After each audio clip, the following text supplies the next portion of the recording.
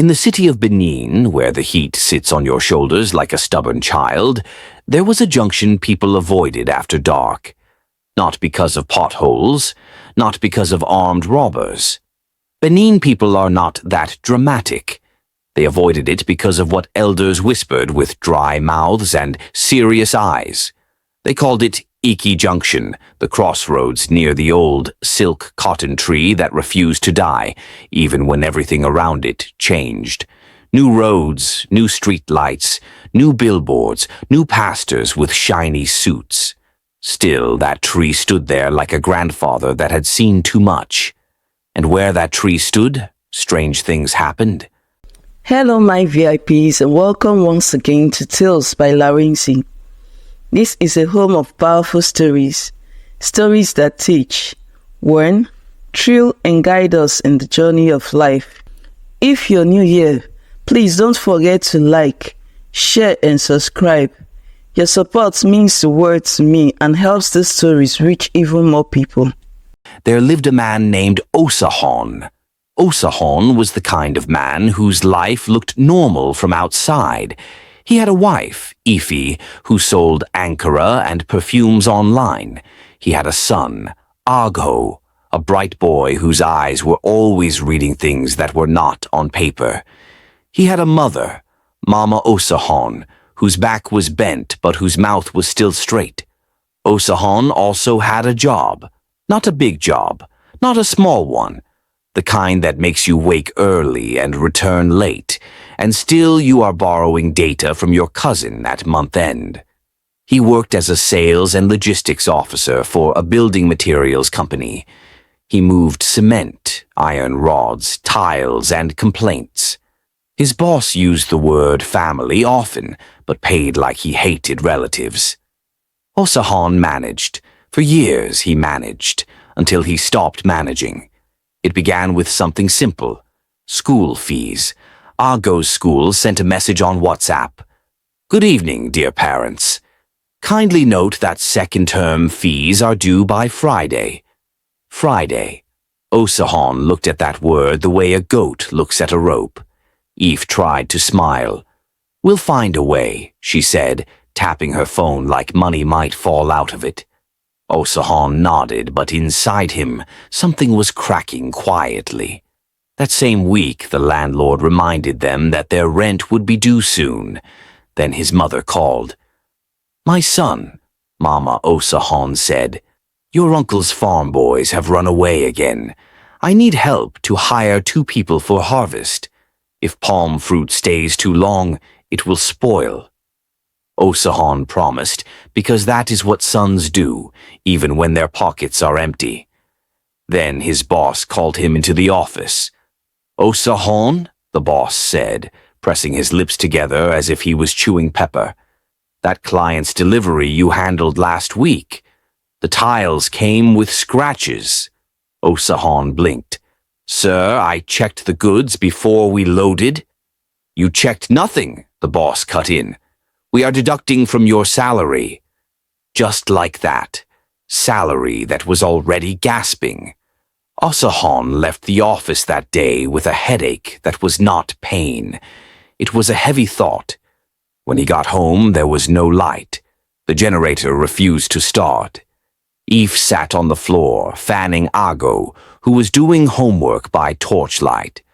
Mama Osahon called again. This time her voice was smaller. My son, I don't want to trouble you, she said, but my chest is somehow today. Osahon's mouth went dry. Should I come? He asked quickly. No, she said, just pray. Tomorrow I will go to chemist.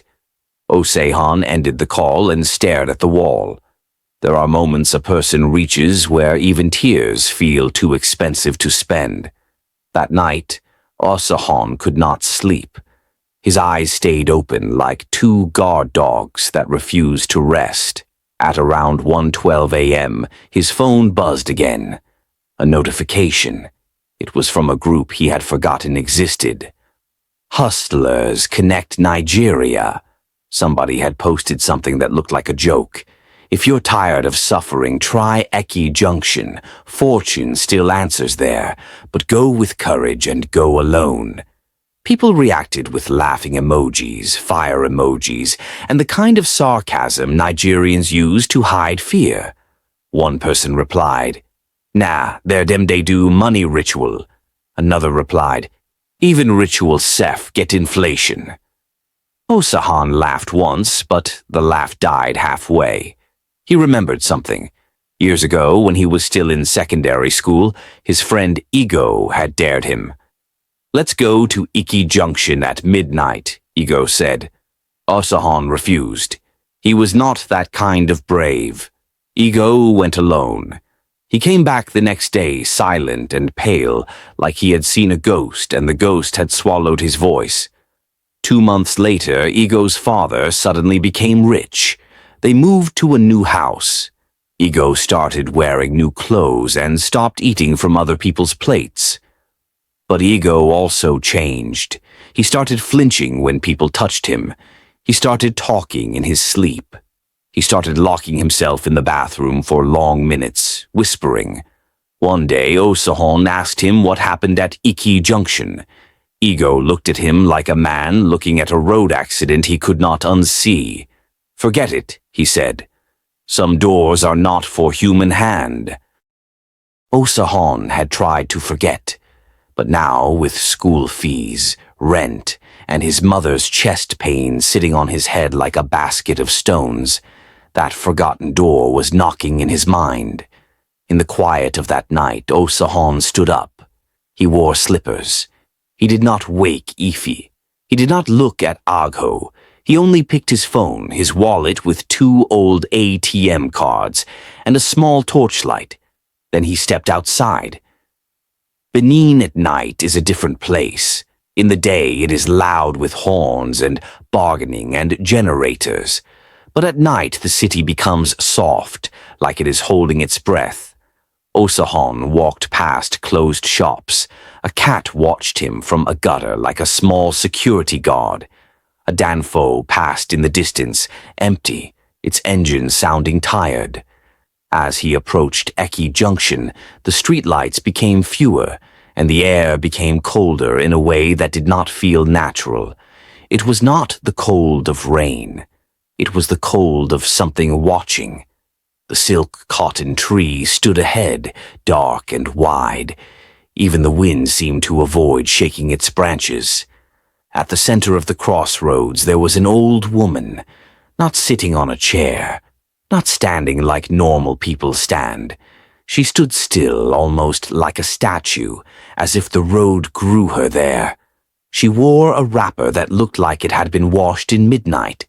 Her hair was covered. Her feet were bare. Her eyes shone faintly, not like flashlight, but like embers. Osahon stopped. His throat tightened. The old woman smiled as if she had been waiting. "You are late," she said. Osahon's heart jumped. He had not asked any question. He had not introduced himself. How do you know I'm late?" he stammered. "Because desperation does not stroll," she replied calmly. "It runs. You walked. That means you still have small pride." Osahon swallowed. "What do you want?" he asked, trying to sound like a man. "What do you want?" the old woman echoed, tilting her head. Osahon opened his mouth, and all the things he had been carrying poured out in one sentence. "I need money. Enough to solve my problems." The old woman nodded like a banker hearing a loan request. "How much is enough?" she asked. Osahon hesitated. If he said too small, his suffering would still remain. If he said too big, he might sound greedy. 10 million, he said finally, his voice low. The old woman laughed. It was a dry laugh. Not mocking, just amused. 10 million, she repeated. "You humans love round numbers." Osahon's palms were sweating. Can you do it?" he asked. The old woman stepped closer without walking. One moment she was far. The next moment she was close enough that Osahon could smell something like bitter leaves and old rain. I can, she said, but I do not dash. Osahon nodded quickly. I will pay back. I will do anything. The old woman's eyes narrowed. Anything? She asked softly. Osahon felt a shiver run through him. Yes, he said, because his mouth was faster than his wisdom. The old woman smiled again. Good, she said. Then listen well. She lifted her hand. Between her fingers, a small calabash appeared. A small calabash, sealed with red thread. It looked harmless, like something a grandmother would use to store spices. The old woman held it out. Take this, she said. Keep it hidden. Do not open it. Do not let anyone see it. Do not let it break. Osahon's eyes fixed on it. What is inside? He asked. The old woman's smile faded. Inside is your agreement, she said, and your future. Osahon reached out slowly and collected the calabash. It felt warm, like it had been sitting under the sun, yet the night was cold. Now, the old woman continued, your money will come. Osahon's breath caught. How? He asked. Your phone will ring, she said. You will answer. Follow the instructions. And Osahon, he froze. She said his name. Do not try to be clever, she finished. Osahon's voice became small. What is the price? He asked. The old woman looked at him for a long moment, like she was measuring his soul the way people measure cloth. The price is simple, she said. When your fortune stands, something else must fall. Wealth is not a spare tire. It must replace something. Osahon's stomach dropped. What must fall? He whispered. The old woman leaned forward, her voice now like a secret. Your firstborn, she said. The night became suddenly heavy. Osahon felt like the ground had shifted under him. My son, he choked. The old woman straightened. You said anything, she said calmly. Anything is not a small word. Osahon's mind screamed. No, no, no. But his mouth refused to cooperate. His mouth remembered school fees and rent, and his mother's chest pain and humiliation at work. He took a shaky breath. I can't, he said. The old woman's eyes softened slightly. Then go, she said. Carry your poverty like a hymn and sing it. Osahon's knees felt weak. He looked down at the calabash in his hand. He looked up at the old woman. He thought of Ago's smile. He thought of the landlord's threats. He thought of Ife's tired eyes. He thought of Mama Osahon's small voice. And in that crossroads where 4 roads met, like 4 choices, Osahon did the thing that has ruined many good men. He hesitated too long. And hesitation is a door. The old woman nodded slowly, as if she had already heard his silence. You will not kill him with your hands, she said. You will only open the way. Life will collect what is owed. Osahon's tears finally came, hot and ashamed. He shook his head. No, he whispered again. Please. The old woman's face hardened. There is no please at the crossroads, she said. Only yes or no.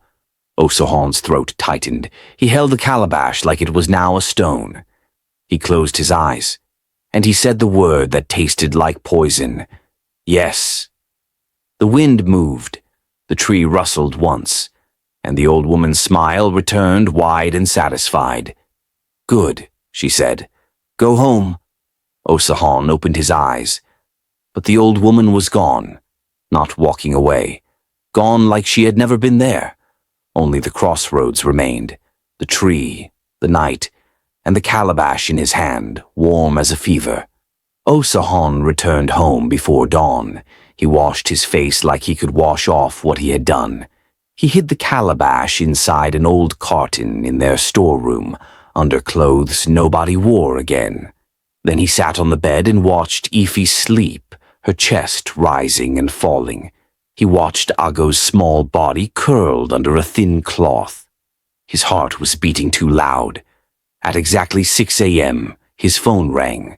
Unknown number, Osahon answered with trembling fingers. A man's voice, smooth and calm, spoke. "Good morning, Mr. Osahon," the voice said. "Congratulations, your account has been credited." Osahon's mouth went dry. "Who is this?" he asked. "Check your bank app," the voice replied. Osahon opened his bank app. His hands shook so much he almost dropped the phone. Then he saw it. 10 million naira. 10 million. Clean on the screen, neat as if it grew there. Osahon's breath caught. Ifi sat up immediately. "Osahon, what is it?" she asked, sleepy. Osahon stared at the screen. His body wanted to laugh and cry at the same time. "Money," he whispered. Ifa blinked. "What money?" Osahon turned the phone toward her. Her eyes widened. She covered her mouth. "Jesus," she breathed. "How? From where?" Osahon swallowed. He forced a smile. I did a small work," he lied. Eve grabbed the phone, checking again. 10 million, she repeated. "Osahon, are you sure this is for us? This kind money doesn't enter a man's account by mistake." Osahon's smile shook. "It's for us," he said softly. Eve began to cry, laughing through tears. "My God has done it," she shouted, waking Ago. Ago sat up, rubbing his eyes. "Mummy, why are you crying?" he asked. Eve pulled him into a hug. "God has helped us," she said, kissing his forehead. "You will pay your school fees. We will settle rent. We will breathe." Osahon watched them. His heart squeezed so tight it hurt. Because in that moment the money looked like miracle. But he knew. Miracles don't come with receipts. This one did. And the receipt had his son's name on it. With 10 million, Osahon moved fast. He paid Ago's fees immediately. He cleared rent. He sent money to his mother for hospital and farm workers. He even gave Ifi capital to expand her online business. Within 2 weeks, their life changed. Not fully rich, but finally breathing. Ife's laughter returned. Her cheeks filled out. Ago stopped coming home with "school is owing list" messages. Osahon's boss began to respect him a little. People respect you when you stop looking hungry. But peace did not return, because at night Osahon's dreams became strange. He would dream of the crossroads. He would dream of the silk cotton tree bending its branches toward his house, like it wanted to pluck something. He would dream of the old woman smiling, and sometimes he would wake up hearing a soft sound. Tap, tap, tap, like something small knocking from inside the storeroom. Osahon would sit up, sweating. He would look at Ife sleeping peacefully. He would look at Ago breathing quietly. Then he would lie back down, pretending not to hear. But the knocking continued night after night. One evening, Ife entered the storeroom to pick some old boxes. Osahon heard her gasp. "Osahon," she called. He rushed in. Ife pointed. "What is this?" she asked. The calabash had somehow moved from under the carton to the top, sitting like a proud thing. Osahon's heart slammed. He quickly picked it up. "Just something. My mother gave me," he lied. Eve frowned. "Why is it tied like that, and why is it warm?" Osahon forced a laugh. "Old people things," he said. "Let's not touch it." Afe looked unconvinced, but she left it. That night, Osahon went to hide the calabash deeper. He wrapped it in nylon. He placed it inside a cooler at the back. He put clothes on it. He whispered a prayer he did not believe in. And still, by morning, it was nearer. Not fully out, but nearer. The calabash was not obeying. It wanted attention. It wanted light. It wanted eyes. Osahon began to fear it more than he feared poverty. Ago was a smart child, too smart for his age. One Sunday after church, as they ate rice and stew, Ago looked at Osahon. "Daddy," he said, Where did the money come from? Ife laughed. Ago, mind your food. But Ago did not smile. Because you said you did a small work, he continued, but you didn't go anywhere new, and you were crying that night. Osahon froze, spoon halfway to his mouth. Ife's smile faded slowly. Ago, she said, children don't ask adults about money. Ago stared at his father. I'm not a small child, he said quietly. Sometimes I hear Daddy wake up at night. Sometimes he is shaking. Silence fell like a cloth. Osahon put down his spoon. He forced a laugh. It's stress, he said. Work, stress. Ago nodded slowly, like he was not convinced. That night, Osahon found Ago standing near the storeroom. What are you doing there? Osahon asked sharply. Ago jumped. I heard something, Ago said. Osahon's heartbeat thundered. What did you hear? Ago looked down. Like knocking, he whispered. Osahon felt cold spread through him. No, he said quickly. You didn't hear anything. Ago stared at him. Daddy? He said softly. Sometimes when people lie, their eyes look away. Osahon's throat tightened.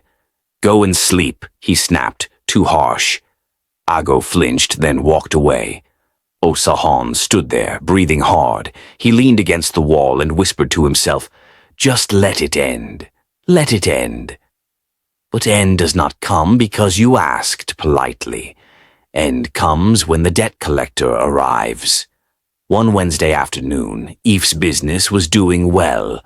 Orders were coming in. She was packaging perfumes with joy. Ago was home from school early. Teachers had a meeting. He sat in the sitting room doing his assignment.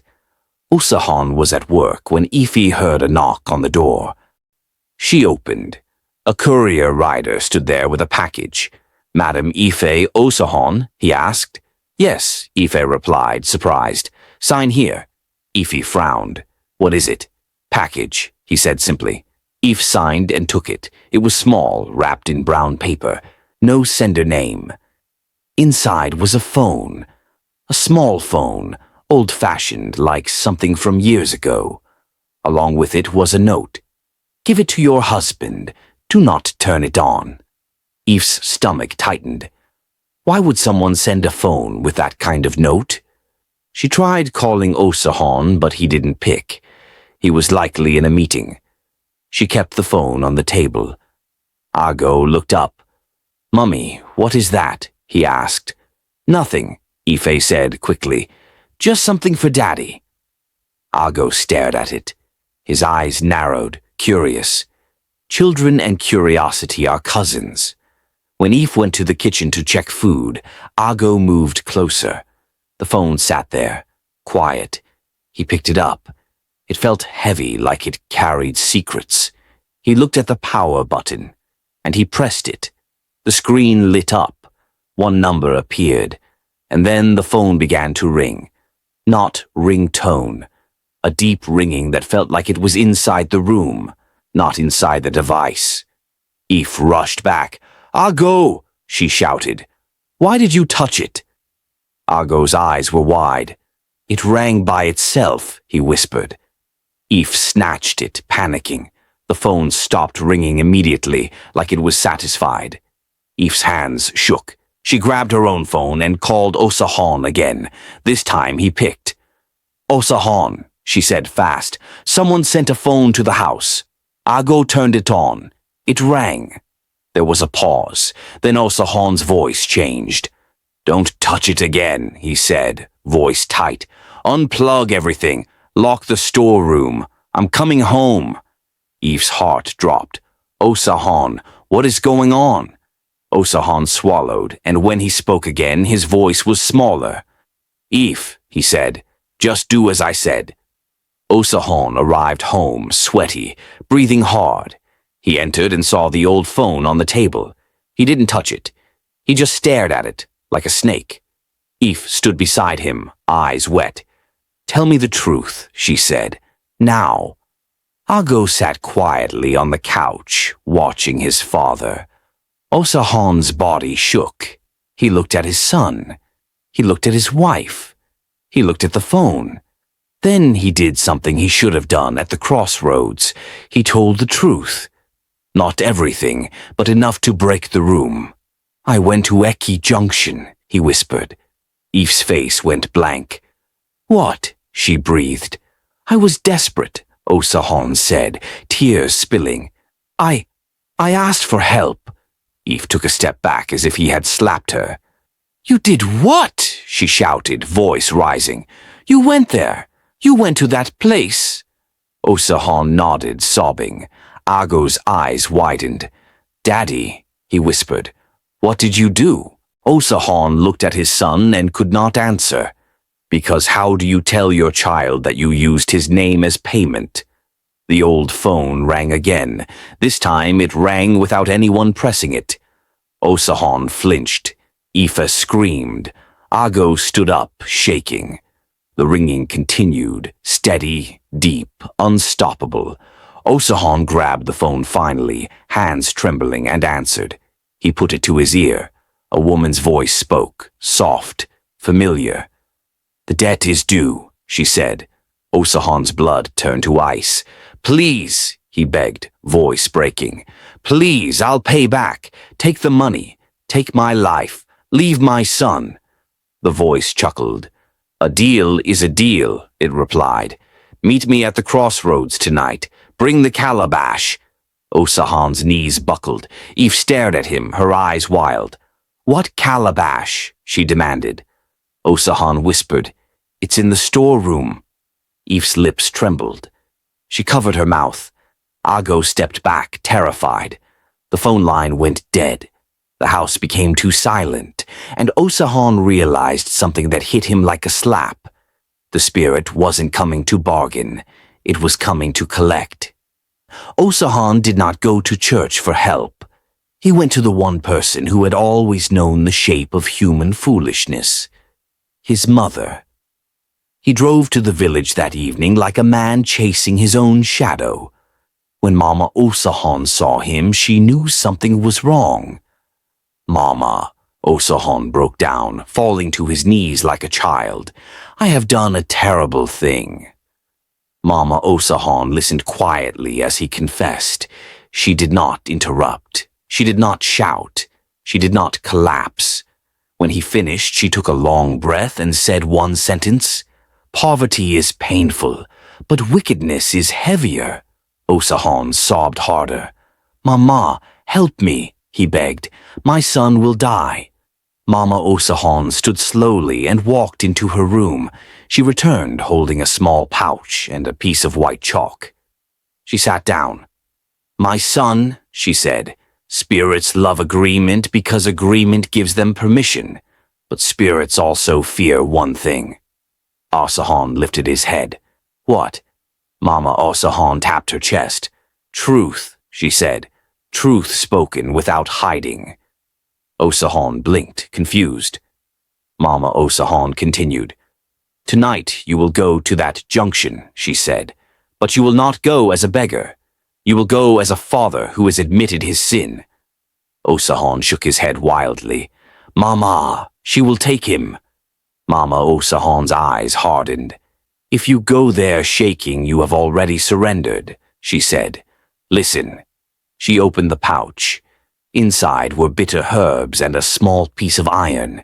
"Take this," she said, "not because it is magic, but because it will remind you that you are not helpless."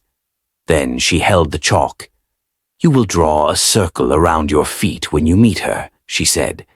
"Not because chalk is stronger than spirits, but because boundary is stronger than fear." Osahon stared. Mama Osahon leaned forward, voice low. "And you will do the hardest thing," she said. "What?" Osahon whispered. "You will offer yourself," she said. Osahon froze. Mama Osahon nodded. "Spirits respect exchange," she said. "You offered your child because you were selfish. Now offer yourself because you have grown." Osahon's mouth trembled. "But will she accept?" Mama Osahon sighed.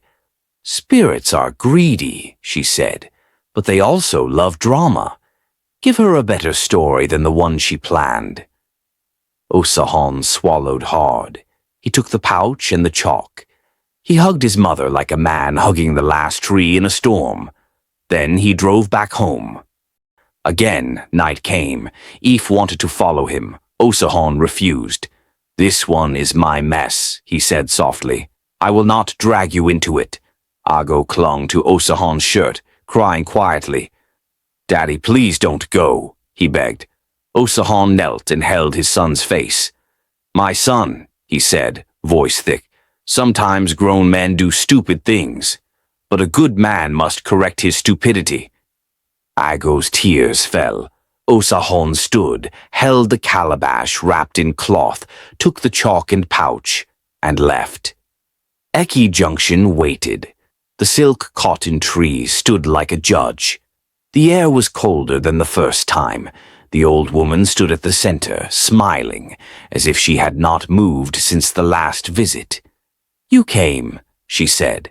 Osahon walked forward, heart pounding. He stopped.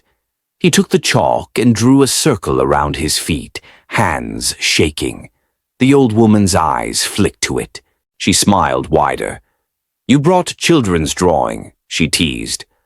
Osahon swallowed. He lifted the calabash. "I brought what you asked," he said. The old woman extended her hand. Osahon did not give it immediately. He breathed in. He remembered his mother's words, truth spoken without hiding. "I was wrong," Osahon said. The old woman's smile faded slightly. Osahon continued, voice firming. "I was desperate and selfish," he said. "I traded what I did not have the right to trade." The old woman's eyes narrowed. "But I have come to correct it," Osahon said. The old woman laughed softly. "And how will you correct it?" she asked. "With chalk?" Osahon lifted his head. "With myself," he said. The wind shifted. The old woman's face changed, like curiosity had replaced hunger. Osahon continued quickly, before fear could steal his voice. "Take me," he said. "I am the one who said yes. I am the one who accepted. Take me and leave my son." The old woman's eyes glittered. "Ah," she murmured. "A father wants to be heroic." Osahon's hands clenched. "I am not heroic," he said. "I am guilty, but I will not let my guilt eat my child." The old woman circled him slowly, her feet not making sound on the road. "You think you can rewrite agreement?" she asked. Osahon swallowed. "I am not rewriting," he said. "I am paying correctly." The old woman leaned close. "You humans," she whispered, "you always remember morality when pain enters your house." Osahon did not flinch. "Maybe," he said, "but I am here now." The old woman stood straight and stared at him for a long moment. Then she said something Osahon did not expect. "Open the calabash." Osahon's breath caught. "You said I must not open it," he said. The old woman smiled. "Now I say open it," she replied. Osahon's fingers trembled. He untied the red thread slowly. The calabash lid lifted with a soft sound. Inside was not money, not blood, not charms. Inside was a small mirror, a plain mirror, round, quiet.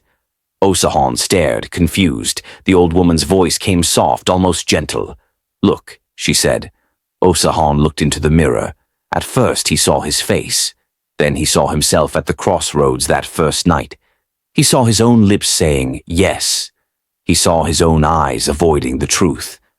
Then the image shifted. He saw Ago, not dying, not crying. He saw Ago growing older with a shadow behind him, a shadow shaped like hunger. Ago in the future holding money but looking empty. Ago in the future shouting at Ife. Ago in the future standing at a crossroads himself, repeating his father's mistake. Osahon's stomach twisted. He pulled back. "What is this?" he whispered. The old woman's eyes shone like coals. "This," she said, "is what you sold." Osahon's lips trembled. My son's life? He asked, voice breaking. The old woman shook her head. Not just his breath, she said. His direction. Osahon began to shake. The old woman leaned in. You thought the price was one death, she said. But the real price was a lineage of broken men. You were buying wealth with your child's future. Osahon cried openly now. Please, he begged. Please don't do it. The old woman's face was unreadable. Why should I spare him? She asked. You offered him willingly. Osahon's voice rose, raw. Because I am ashamed, he cried. Because I want to fix it. Because if I lose him, I will not even enjoy the money. The old woman stared. Then she took a slow breath. You want to exchange? She asked.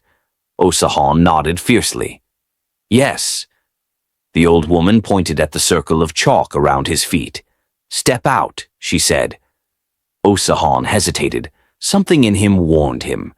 The chalk circle felt silly, but it also felt like the only thin line between him and something vast.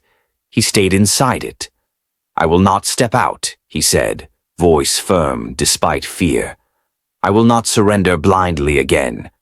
The old woman's lips curled. Interesting, she said softly.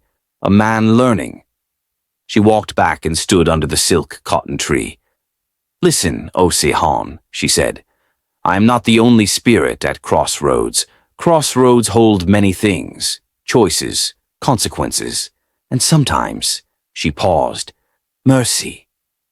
Osahon's chest heaved. The old woman lifted her hand.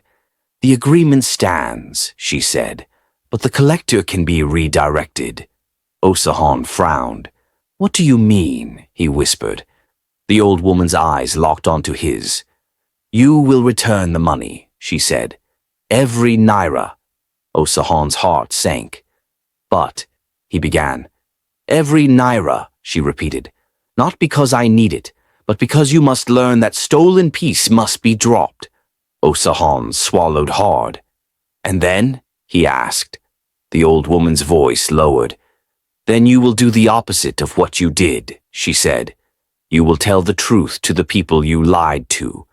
Your wife, your mother, your pastor, if you like, even your son when he is old enough. Osahon's throat tightened. That is shame, he whispered. Yes, she said simply. Shame is part of cleansing. Osahon nodded slowly, tears falling. And if I do it? He asked. Will you leave my son?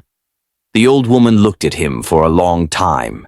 Then she said, If you return the money before the next full moon, the debt will take something else. Osahon's stomach dropped again. Something else? He whispered. The old woman's eyes softened. Not a life, she said. A thing, a pride, a comfort. Osahon breathed out shakily. I accept, he said quickly. I accept. The old woman smiled, but it was not the hungry smile from before. It was a different one. Good, she said. Now close the calabash. Osahon closed it with trembling hands. The old woman stepped forward again. And Osahon, she said, voice quiet, do not come back here again seeking fortune. Crossroads are not banks. They are lessons.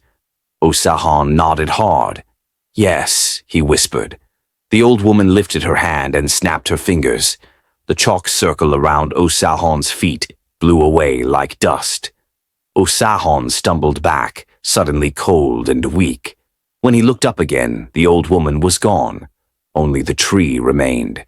Returning 10 million is not easy. Even returning 10,000 can make your chest ache. But Osahon did it. He sold things. He withdrew money from Eve's business, and he told her everything fully this time. Eve cried and shouted and went silent for 2 days. But she stayed. They returned the school fees and moved Ago to a cheaper school temporarily. They begged the landlord for time and made a new payment plan. Osahon sold his small car. He borrowed from his mother, and she gave it without insult. just tears.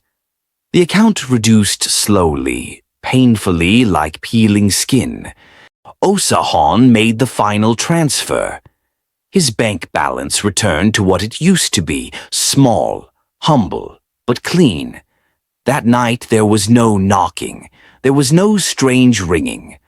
Osahon slept like a man who had been forgiven by his own conscience. In the morning he woke up and found Ife sitting on the bed, holding her phone. "What is it?" Osahon asked, alarmed. Ife looked up, eyes wide. "My Instagram shop page," she whispered. "It's gone." Osahon sat up. "Gone?" he asked. Ife nodded, trembling. "Deleted. I can't log in. All my customers, all my chats, everything." Osahon's stomach tightened. A thing, not a life. A comfort, not a child. He exhaled slowly. Eve started crying. Osahon pulled her into his arms. "We will rebuild," he said softly. "This one, we can rebuild." Ife cried harder. "Yes," she whispered, "we can rebuild." And they did. It took months, but they rebuilt, this time with honesty and patience. Osahon found a better job later, through someone who respected his character, not just his desperation. Eve opened a new page, and her customers returned slowly, like birds coming back after a storm. Ago grew, and he remained bright, but now he also had something many children lack. A father who learned, a father who admitted, a father who chose him twice. A crossroads will always offer you a shortcut, but it will also demand a sacrifice you did not plan for. Poverty can bend a person, but character decides whether you break others to stand. Sometimes the real miracle is not money. It is the courage to undo your mistake before it becomes your child's inheritance. When fortune comes without sweat, it often leaves with tears. This has been Tales by Larinzy. If you enjoy African folk tales that are dark, meaningful and close to real life, then you are in the right place. Subscribe to Tales by Larinzy. Don't forget to like and share this video. Until next time.